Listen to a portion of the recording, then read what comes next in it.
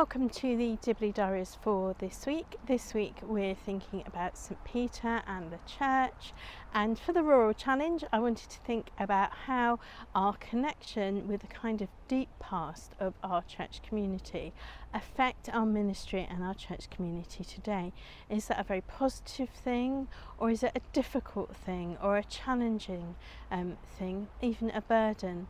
In rural communities there are many places where people have worked and their families have served for a long time. One of the places where I worked when I was a curate, one of the church wardens in one of the villages, his family had been one of the church wardens since the first Elizabethan era, and there were records of all of them serving as church wardens in that place. It was a very quiet, tucked away place, but they'd been there, and they felt that tradition. That person felt that tradition very deeply for him.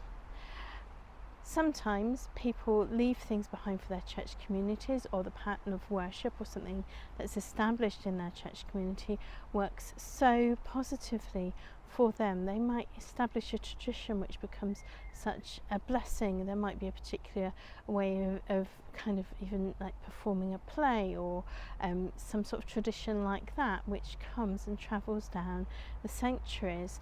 Some of the places I've worked, we had some money left in a trust 300 years ago by a very holy woman. We still use that money when I was there to buy edifying books for our school leavers 300 years later. But sometimes if people have done particular things to the building, or they've done particular ways that they've restricted the way that money or trust can be used, it can be a challenge, it can be a burden, as well as how that affects our communities. So the challenge for the Rural Challenge this week is, how do we connect with our deep past in our church communities in a way which is a blessing for us, and encouragement for us, for mission, for faith, for our church communities. How do we do that and resist it being such a burden if there's a tradition or something related to our buildings, our fabric, or even how the services happen? How do we balance that idea of blessing and a burden, because it's the blessing that those holy people would have prayed for all those years ago, hundreds and hundreds of years ago.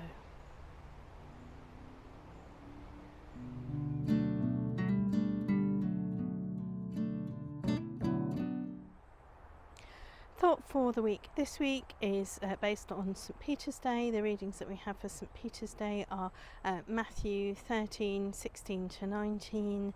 It's where Jesus talks to Peter and says to him, "You are the rock, and upon this rock I will build my church."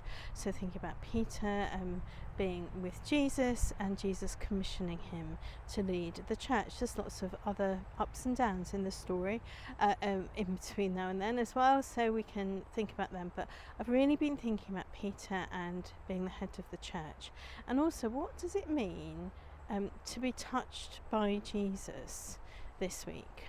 I've been thinking much more about the apostolic succession than I ever have done before. We say in the Creed that we believe in one holy, Catholic and apostolic church, and that is all related to our understanding about how people have touched and prayed and held on to people through the generations, generation upon generation. So, did Jesus touch Peter? That's the first question that you need to know the answer to before we start thinking about it. I've been looking that up, thinking about it this week. Now, my assumption has always been that yes, after the argument about the foot washing, we know that Jesus would have touched Jesus, but that's kind of implicit. It's much more explicit. We know that Jesus touched Peter when he pulled him out of the sea and into the boat, when Jesus was walking on the water and Peter tried to follow him. We know that Jesus touched Peter. He probably touched him lots of other times as well that isn't recorded, and we don't know if he touched him in the kind of commissioning and all that sort of stuff. So what's the apostolic succession all about then? Well, it's an understanding that actually for generations upon generations, Peter was head of the church, and then those next people were heads of the church, and those people and those people. So when we look back in our Christian leadership family tree, we go all the way back to Jesus via Peter. Now, many years ago now, Danny Dyer did his family tree, and they discovered that he was related to William the Conqueror. So back and back and back and back and back and back, and then they got to William the Conqueror. I do not know how many people in England in particular are related to William the Conqueror, probably quite a few. But as Christians, if we go back and back and back and back, we have discovered that we can discover that actually Jesus' touch has passed down through the generations of all the people. What does that mean for us? It's not only vicars, priests and deacons who have been prayed for and touched in this way, although maybe the touch of ordination is something which is kind of a special recognition of this touch. But every Church of England person who has been confirmed has had a bishop pray for them by placing their hands on their head, and they are then part of this going back and back and back and back to the touch of Jesus.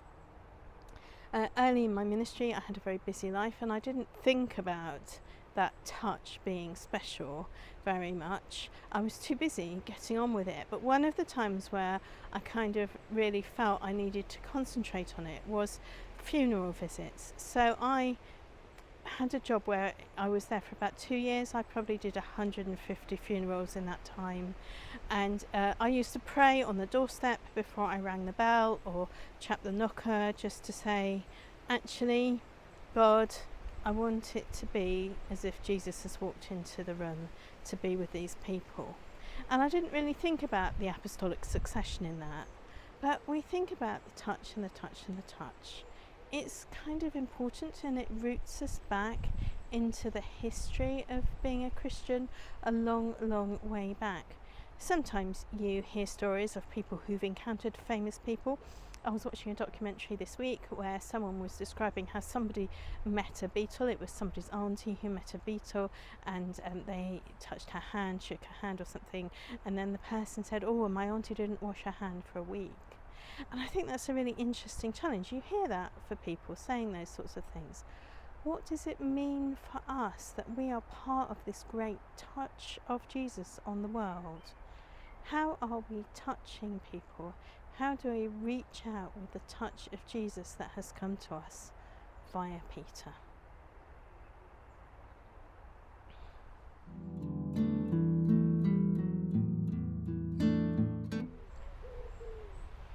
The Dibley moment for the week this week is something which happened to me quite a lot of years ago now. Before I was ordained, I was about to do a joint venture with someone, and I was really quite stressed about it. It was a stressful situation, and this person, in a kind of reassuring way, just lightly touched me on the shoulder. "This is going to be all right," sort of touch, and then stopped and turned to me and said, "I can see that you're wearing a cross.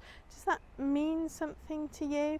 And so I explained that I was a Christian and I was actually about to start my ordination training. And she said, "I could feel when I touched you that you were also a Christian. I'm a Christian too." And for the thing that we were about to do together, that was so reassuring for me. That was such a blessing. Strange, but true. That's it for the Dibley Diaries for this week. I pray that you and your village, however large or small, have a really blessed week where you can all feel the touch of Jesus on your lives.